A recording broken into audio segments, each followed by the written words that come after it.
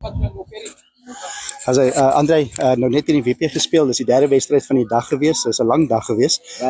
Die wedstryd het nie so goed begin veel nie, vinnig 21-0 agter, maar goed teruggekom. Ja. Ek dink eerste helfte het hulle van ons ontkant gekom, hulle het baie spoed op met die spoed gespeel en baie hard gekom. En dit het ons bietjie af van balans afgehaal, maar tweede helfte het ons weer nuwe manne opgesit en hulle die inpak ingebring en die tries gekry. Ja, lekker om teen 'n span soos die WP ook te speel. Dan sien mense dat mense kan eintlik teen speel, mense kan teen 'n drie ook. Ja, dit is groot experience om teen sulke goeie spanne te speel. Dink ek vir ons Namibia wat nou nie in die tipe tournaments is.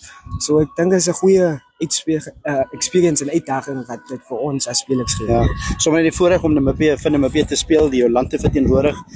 Weet jy, hardloop ronde by Vegkop en speel touchy daar op die veld en groot wedstryd, maar nou is dit in die trui van jou land. Dis lekker. Dis baie lekker. Is 'n trots vir my land, vir my familie. Ja, is baie lekker vir my skool ook so.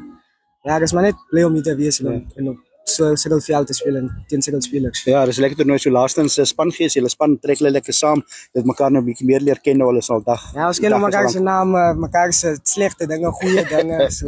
Ja, ons ken nou mekaar baie goed. Okay, en dan tyd vir môre. Ja. Dankie.